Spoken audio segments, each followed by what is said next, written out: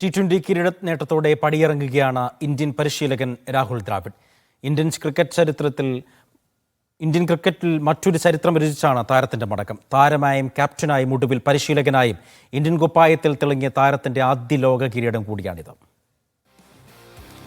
ദ്രാവിഡ യുഗവും അവസാനിച്ചു. Indian വൻമതിലെന്ന cricket ലോകം വാഴ്ത്തിയ താരത്തിന്റെ മടക്കം. 1996 ആദ്യമായി ഇന്ത്യൻ ജേഴ്സിയിൽ കളിക്കളത്തിലെത്തുമ്പോൾ ഇതുപോലൊരു കിരീട നേട്ടം തന്നെയായിരിക്കും മനസ്സിൽ കുറിച്ചിട്ടുണ്ടാവുക.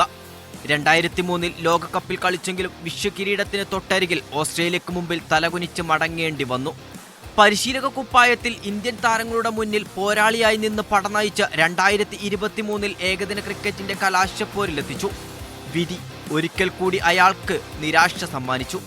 കങ്കാരുപ്പടയുടെ ബാറ്റിംഗ് കരുത്തിൽ ഇന്ത്യയുടെ സ്വപ്നങ്ങൾ വാങ്കഡെ സ്റ്റേഡിയത്തിൽ തകർന്നടിഞ്ഞു.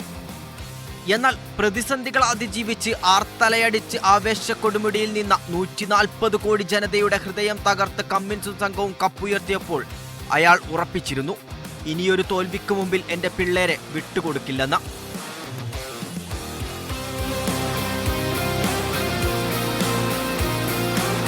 T20 വേൾഡ് കപ്പിനായി അമേരിക്കയിലേക്ക് വണ്ടി കയറിയതും ആ തീരുമാനത്തിൽ ഉറച്ചു തന്നെയായിരിക്കണം.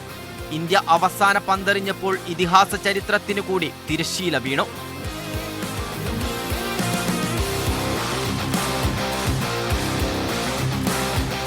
$140 കോടി ജനതയുടെ ഹൃദയത്തിന്റെ അകത്തട്ടിൽ നിന്ന് ആത്മഹർഷത്തിന്റെ പൂച്ചെണ്ടുകളുമായി പ്രിയപ്പെട്ട പരിശീലകന് നിറപുഞ്ചിരിയോടെ തന്നെ മടങ്ങാം.